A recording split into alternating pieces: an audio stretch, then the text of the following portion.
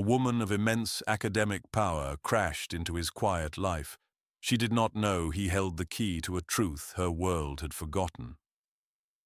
Dr. Aris Thorne owned the night. The lecture hall was her kingdom, a tiered coliseum of darkened wood and expectant silence. By day, it was a vessel for the minds of the eager and the ambitious. By night, it was a cathedral for one. Hers. The whiteboards that wrapped around the proscenium were her sacred texts. They were covered in a language few could read, and even fewer could speak. A chaotic calligraphy of Greek letters, integrals, and sprawling matrices. This was the landscape of her life's work, the Thorne Conjecture. It was a problem of crystalline beauty and brutal complexity. A question posed to the very fabric of space-time. For 10 years it had been her obsession, her identity, her mountain. The department, one of the most prestigious in the country, had thrown its full weight behind her ascent. They had not yet reached the summit. A sound broke the sanctity of her focus, the soft, rhythmic squeak of rubber soles on polished linoleum. She did not turn. Her focus remained on a particularly stubborn string of equations, a knot that refused to be untangled. The sound was followed by the gentle clatter of a metal bucket and the slosh of water. The night custodian. She knew he was there most evenings, a silent spectre at the periphery of her world. He moved with a practiced economy, emptying wastebaskets, wiping down surfaces, never intruding. He was part of the building's ambient noise, like the hum of the climate control or the distant groan of the library's archives. Tonight, the noise was an intrusion, a flaw in the perfect quiet she required. She pressed the chalk harder against the board, a brittle snap echoing in the vast room. The nub of chalk fell to the floor, a tiny white casualty. She turned, her patience finally severed. He was older than most of the graduate students, maybe 50. His hair was graying at the temples, his face etched with lines that spoke of things other than theoretical physics. His work shirt, a plain blue with the university's crest embroidered over the pocket, was clean but faded.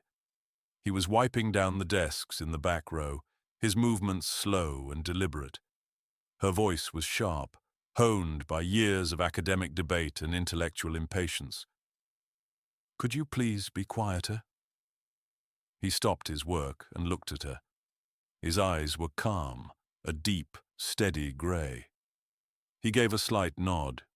No apology, just acknowledgement. She found his placidness irritating. It was the quietude of a man who did not understand the magnitude of the work being done in his presence, the importance of the silence he had just broken. She turned back to the board, her mind already attempting to recapture the fragile thread of her thoughts. It was gone. The custodian's interruption had shattered her concentration like a stone through glass.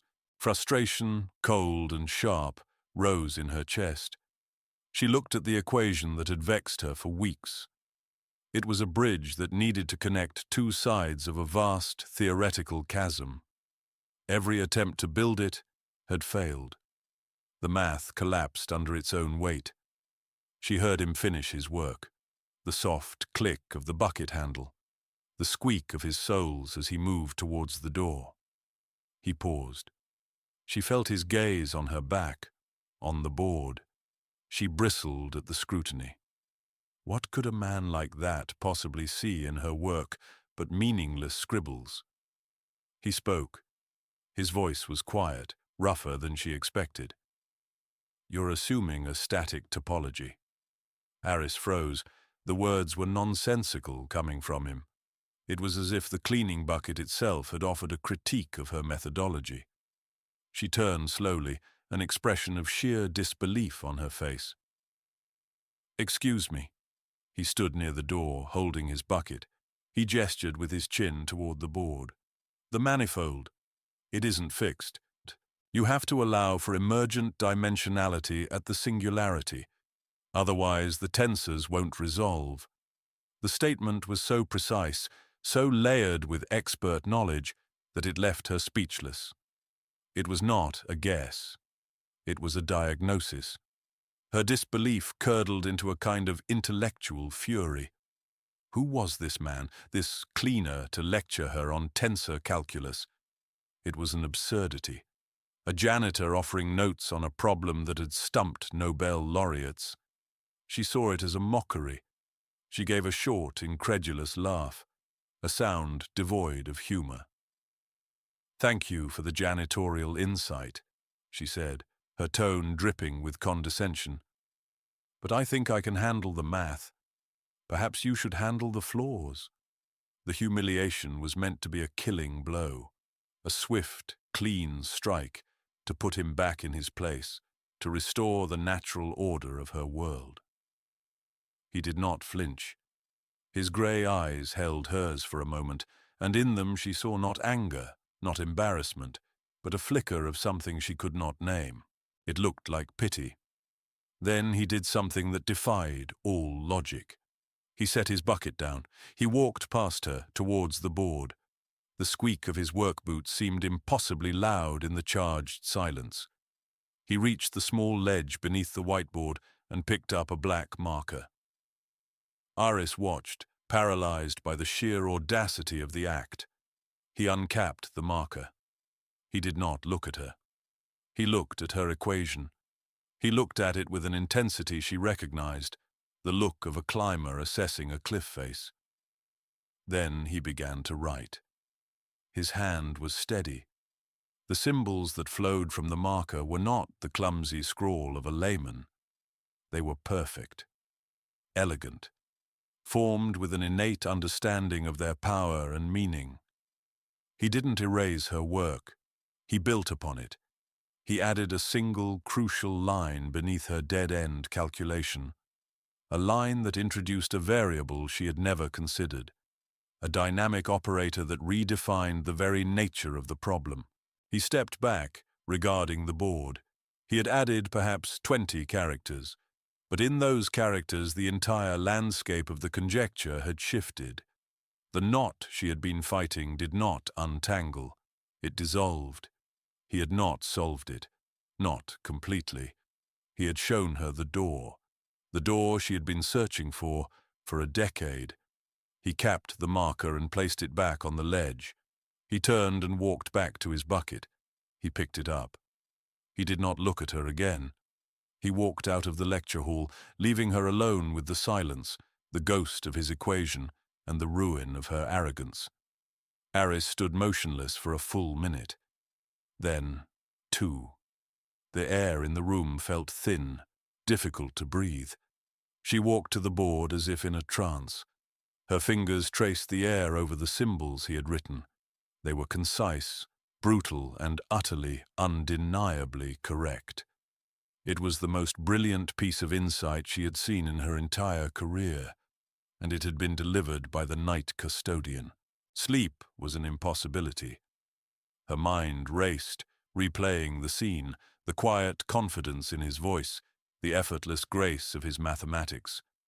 The humiliation she had intended for him now belonged entirely to her. The next morning she bypassed her office and went directly to the university's physical plant department. It was a world away from the manicured lawns and Gothic architecture of the main campus. A place of concrete floors, humming machinery, and the smell of industrial solvent. She asked for the custodian's employment file. The clerk, a woman in a faded polo shirt, looked at her with suspicion. A department head had never set foot in this office before. Aris used her title like a key, and the file was reluctantly produced. It was thin. Name: Elias Vance.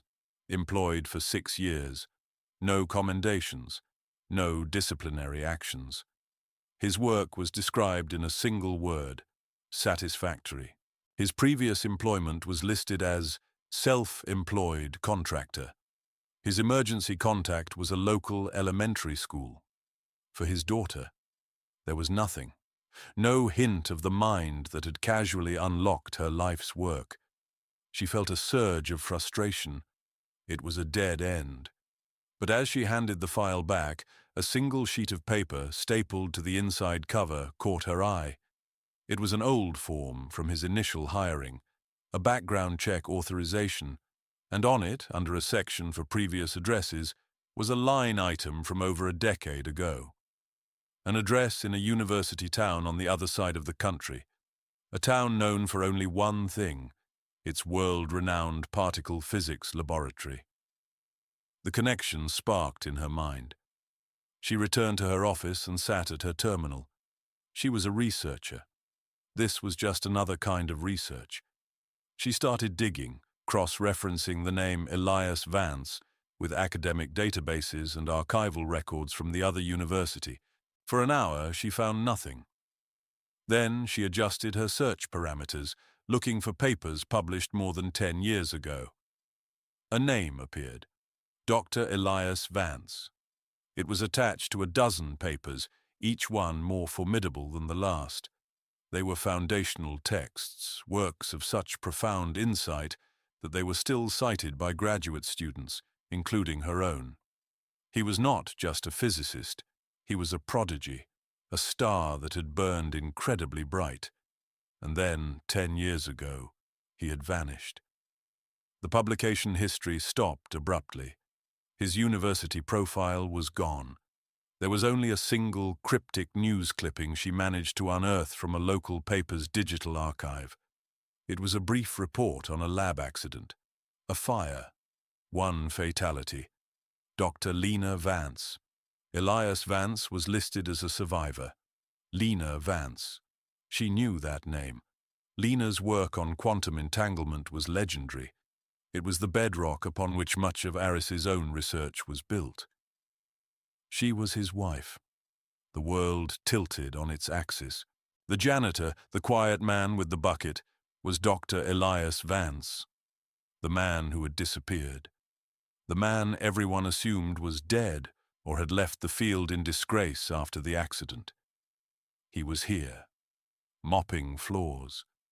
The weight of her condescending words from the night before landed on her with physical force. She felt sick. She found his address in the staff directory. It was a small house in a modest, working-class neighborhood miles from the university, a place of chain-link fences and tidy postage-stamp lawns. She drove there that afternoon. The need to understand, to apologize, to talk to him about the conjecture was a fire in her gut. She parked her sleek foreign car at the curb where it looked alien and ostentatious. She walked up the cracked concrete path and knocked on the door. It was opened not by him, but by a small girl, maybe 8 or 9 years old. She had his calm, grey eyes. She held a sketchpad and a pencil. "Is your father home?" Aris asked, her voice softer than she intended. The girl just looked at her, perceptive and solemn. Elias appeared behind her, placing a hand on his daughter's shoulder. He was wearing a simple t-shirt and jeans. He looked tired. He showed no surprise at seeing her on his doorstep. "Dr. Thorne," he said. His tone was flat, unreadable. I came to apologize," she began, the words feeling clumsy and inadequate. "What I said last night was inexcusable." He just nodded, waiting. "And I wanted to talk to you," she continued, gesturing vaguely. "About the board, about the proof." He looked down at his daughter. "Lily, this is Dr. Thorne. I work in her building." The girl, Lily, did not say hello. Instead, she held up her sketchpad. On it was a drawing. It was not a house or a flower or a person. It was a complex, repeating geometric pattern, a fractal, a perfect, hand-drawn Mandelbrot set. Aris stared at the drawing, momentarily forgetting why she was there. The precision, the intuitive grasp of the recursive mathematics was astounding for a child. "Lily likes patterns," Elias said, his voice softening for the first time. Aris looked from the drawing to the girl, and then to the father. She saw it then, the unbroken line of brilliance. She had come here as an academic, a department head seeking an asset, a mind to help her solve a problem. But standing on this porch, looking at this man and his daughter, she felt the cold, hard certainty of her world begin to fracture. This was not a problem to be solved. It was a life to be understood. The news of a potential breakthrough on the Thorne Conjecture moved through the university's upper echelons with the speed of light. Aris had submitted a preliminary paper, a short, explosive document that outlined the new direction. She had listed 2 authors, a Thorne and E. Vance. The inclusion of the second name, a name with no current academic affiliation, a ghost, caused a stir.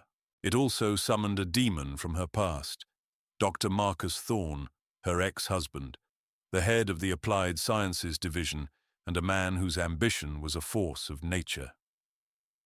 He appeared in her office doorway 2 days later, unannounced. He did not knock. He never did. He was handsome, charming, and utterly ruthless. He smiled, but it never reached his eyes. "Aris," he said, his voice smooth as polished marble. "I saw your paper. Groundbreaking. Truly." "Thank you, Marcus." She did not offer him a seat. He stepped into the office, closing the door behind him. He picked up a small crystal dodecahedron from her desk, a gift from a Japanese university, and examined it. "Elias Vance," he mused, his tone casual. "That's a name I haven't heard in a long time. I thought he'd fallen off the face of the earth. Where did you dig him up?" "He's working here at the university," Aris said, her voice betraying nothing. Marcus raised an eyebrow. "As what? A visiting scholar?" I checked the roster. "He's on the facilities staff." The surprise on his face was genuine, followed by a cruel, dismissive smirk. "A janitor? You're co-authoring a paper with a janitor?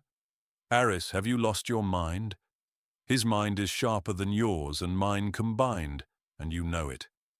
Marcus's smile vanished. He put the crystal down. "Be careful, Aris. You're playing with fire. That man is a relic. He's unstable." "What happened with Lena?" It broke him. The way he said Lena's name with a familiar, almost proprietary tone sent a chill down her spine. "And there's the matter of provenance," he continued, circling her desk. "A lot of the foundational work for this conjecture, my conjecture, was done when Elias and I were colleagues. Before the accident. I'd hate for there to be a dispute over intellectual property. It was a threat wrapped in the language of academic protocol. He was laying a claim. It's the Thorne Conjecture, Marcus, not the Vance-Thorne Conjecture. You made sure of that a long time ago." "Precisely," he said, his eyes hard. "Don't forget that. Back off. Let me handle this. I'll make sure you get your share of the credit. But Vance, he needs to disappear again. For good." 2 days later, the first attack came. Aris received a call from the head of Human Resources. An anonymous security complaint had been filed against Elias Vance. He had been seen accessing a high-level research area after hours. The lecture hall. Her lecture hall. It was a transparently malicious accusation.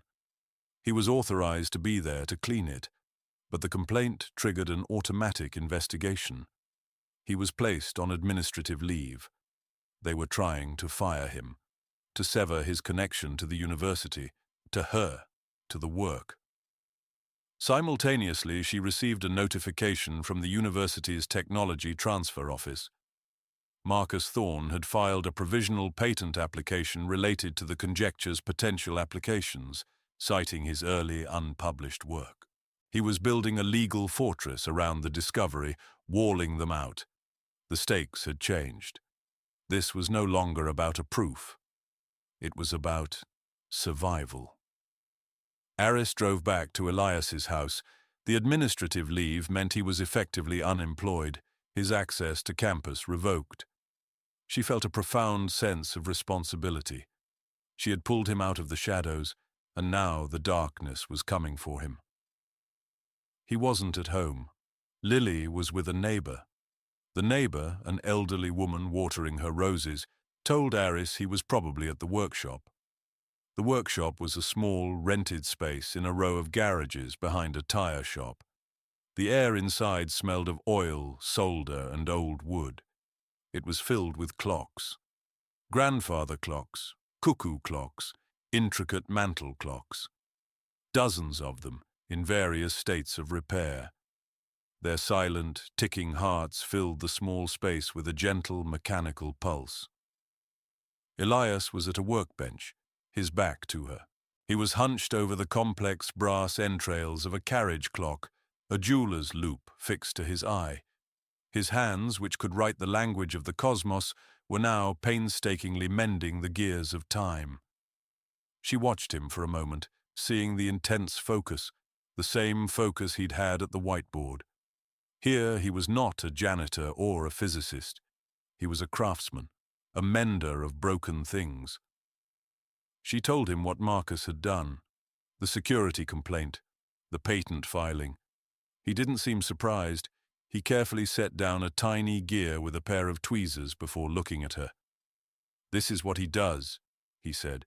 "He buries things. People." "We can fight this," Aris said, her voice urgent. "I have resources, lawyers. I can protect you. We can expose him." Elias shook his head, a gesture of profound weariness. "Protect me? Dr. Thorne, you don't understand. I don't want protection. I want to be left alone. I have my daughter. That's all that matters. I can't risk losing her." "He thinks the work is his, Elias. He's going to steal it. All of it. He's going to erase you. He's going to erase Lena." The mention of his wife's name hung in the air between them. The gentle ticking of the clock seemed to grow louder, counting out the seconds of a decade-old silence. He finally turned to face her fully. His face was a mask of controlled grief. "He already did," he said, his voice barely a whisper. He told her everything. The story spilled out of him, not in a torrent, but in a slow, painful recounting of a past he had tried to lock away. He, Lena, and Marcus had been a team, a trio of brilliant young minds poised to change the world. The conjecture was their shared obsession. Elias and Lena developed the theoretical framework. Marcus, the ambitious experimentalist, was tasked with designing the apparatus to test its more radical predictions. The university was pressuring them for results. Marcus was pressuring himself. He was reckless, cutting safety corners, pushing the equipment past its limits, desperate for a breakthrough that would make his name. Lena saw the danger. She argued with him, pleaded with him to slow down, to run more simulations. Elias backed her, but Marcus was persuasive. He accused them of academic cowardice. He went ahead with a high-energy test one night, a test he wasn't authorized to run. Elias had been home with a fever. Lena had gone to the lab trying one last time to talk Marcus down. There was a cascade failure, a fire. Marcus escaped with minor burns. Lena was trapped. In the aftermath, Marcus created a new narrative. He told the inquiry board that Elias's theoretical calculations had been flawed, creating an unforeseen energy spike. He said Lena had been trying to fix Elias's mistake. He painted himself as the hero who tried to save her. He buried the truth under a mountain of falsified logs and perjured testimony. Elias, shattered by grief and betrayed by his closest friend, had no fight left in him. He was ostracized, blamed for the death of his own wife. He took his infant daughter and simply disappeared. He gave up his name, his career, his life, all to protect Lily from the wreckage. "He stole our work," Elias finished, his voice hollow. "He put his name on it, and he used my wife's death to do it." Aris felt a cold, hard anger solidify within her. It was an anger unlike any she had felt before. It was not the frustration of a stalled proof or the annoyance of academic rivalry. It was a pure, righteous fury. Her motivation was no longer about credit or discovery. It was about justice, an equation that had been unbalanced for 10 years. She looked at Elias, at the quiet, broken genius surrounded by clocks he could fix, unable to mend his own past. "No," she said, her voice low and certain. "He isn't finished. We are going to solve this. All of it." The path forward was unclear. Marcus had built his career on a foundation of lies, but it was a foundation that had set like concrete over the past decade. The official inquiry was closed, the records sealed, his word against theirs. "We have no proof," Elias said, the word tasting like ash in his mouth. "It was just the three of us. My notes, Lena's work. It was all in the lab. It all burned." Aris believed him, but belief was not evidence. She spent a day with the university's legal counsel, a loyal ally named Eleanor who had been a mentor to her for years. Eleanor was pragmatic. The burden of proof was on them. Reopening the investigation would require something new, something irrefutable. "It feels hopeless," Aris admitted, sitting in Eleanor's book-lined office. "Most people only see what's flowering," Eleanor said, peering over her glasses. "They miss what's moving underneath.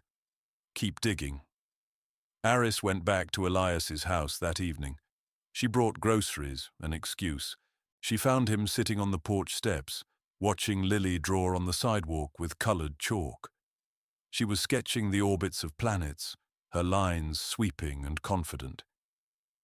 "He told me everything burned," Aris said gently, sitting down a few steps below him.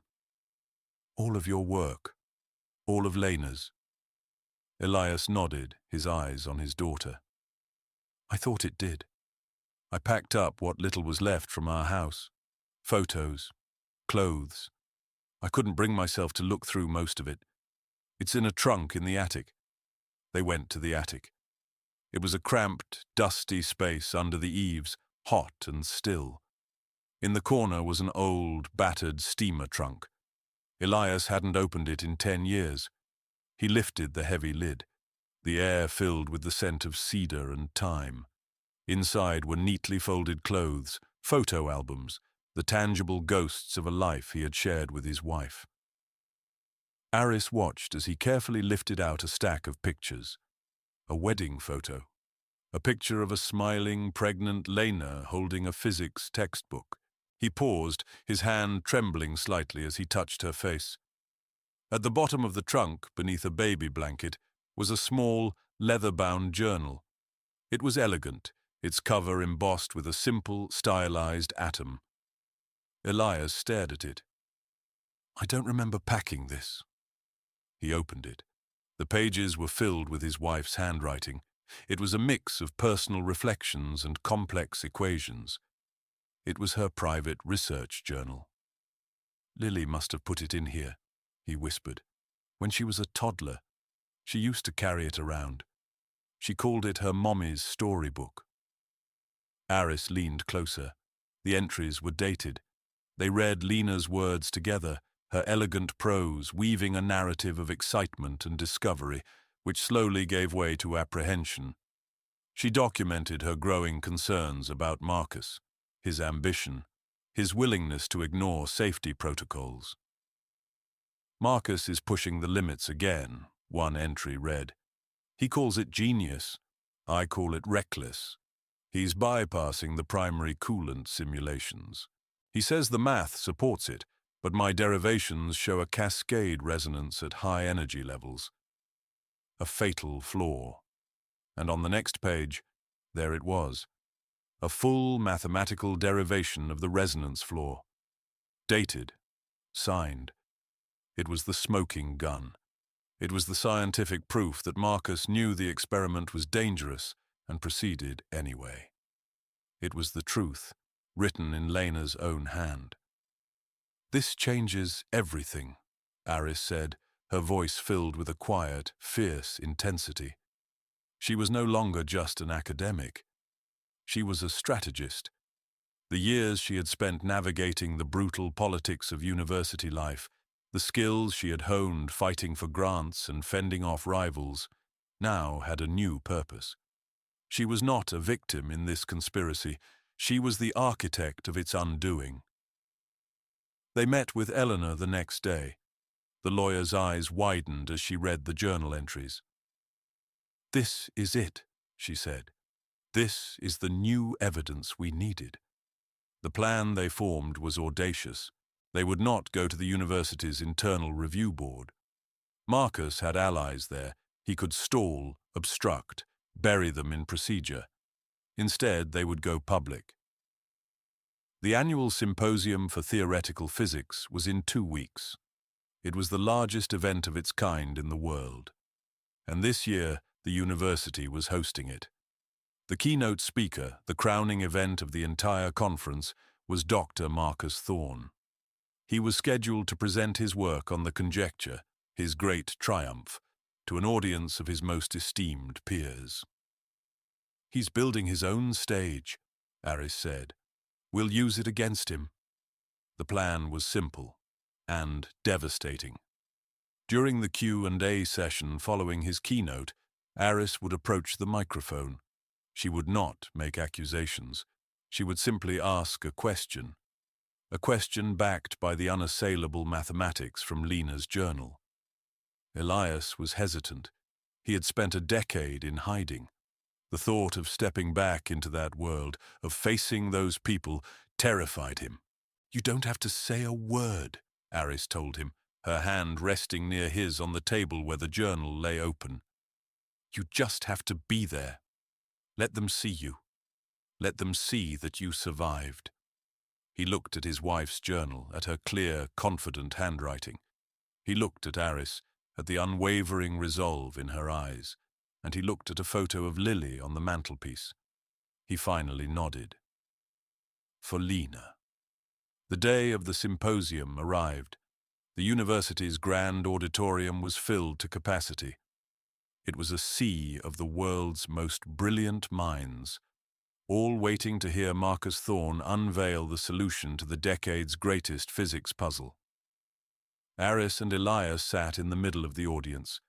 Elias wore a simple, dark suit Eleanor had insisted he buy. He looked uncomfortable, a stranger in his own skin, a ghost at the feast. Aris felt his tension, a low hum of anxiety next to her. She gave him a small, reassuring nod. They were in this together. On stage, Marcus was in his element. He was a masterful showman, weaving a compelling narrative of struggle and ultimate triumph. He spoke of dead ends, of sleepless nights, of the final, ecstatic moment of breakthrough. He never mentioned Lena. He barely mentioned Aris. The story he told was his, and his alone. He presented the final steps of the proof, the part Elias had started on the whiteboard, now fully fleshed out and claimed as his own. The equations glowed on the massive screen behind him, elegant and final. The audience was captivated.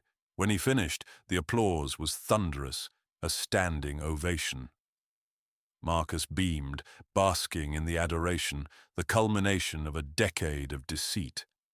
Then the moderator stepped to the podium. "We have time for a few questions." This was the moment. Aris stood up and walked to the microphone in the center aisle. Her heart was pounding, but her steps were steady. The spotlight found her. A murmur went through the crowd. Dr. Aris Thorne. Everyone knew her connection to the conjecture. Marcus's smile tightened slightly when he saw her. He had expected her to be backstage, a supporting player. Not here, at the microphone. "Dr. Thorne," he began, his voice condescendingly warm. "A question from my esteemed colleague." Aris's voice was calm, clear, and carried through the silent hall. "Dr. Thorne, a fascinating presentation. I have a question about the experimental validation protocols you referenced from your early work on the problem, specifically regarding the mitigation of cascade resonance in the energy core."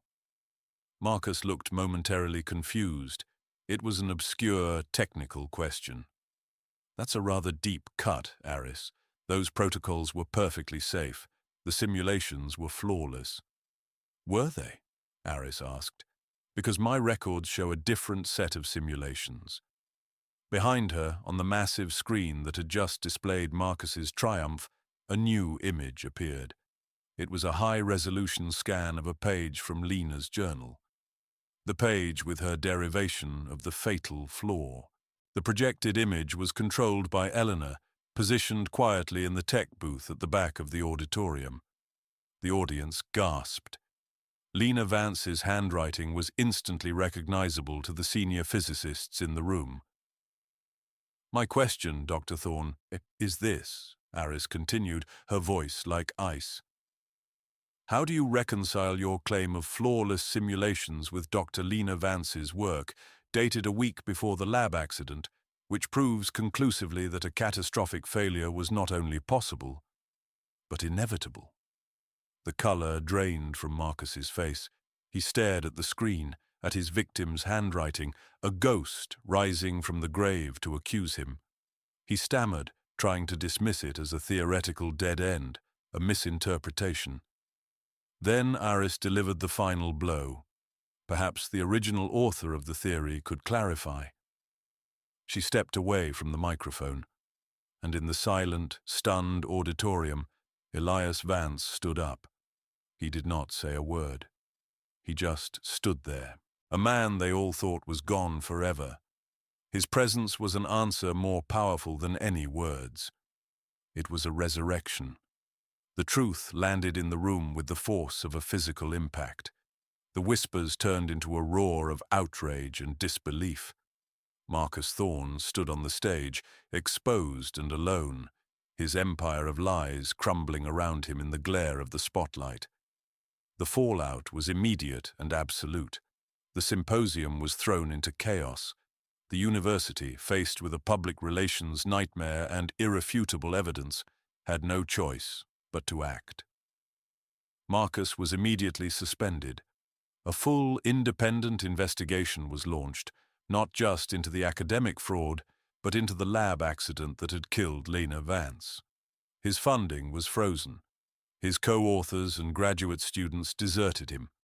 His career, which had seemed so invincible only moments before, was over. Within a month, he would be formally indicted on charges of involuntary manslaughter and academic fraud. He had been removed from the board, his name stripped from the conjecture. The victory was total. But for Aris, standing outside the auditorium as the academic world imploded, the feeling was not one of elation. It was one of quiet, somber resolution. She had balanced the equation. In the weeks that followed, she worked tirelessly to correct the historical record.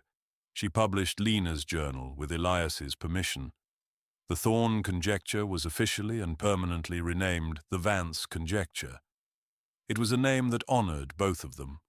She used her considerable influence, now amplified by the scandal, to establish the Dr. Lena Vance Memorial Fund, a multi-million-dollar grant to support women in theoretical physics.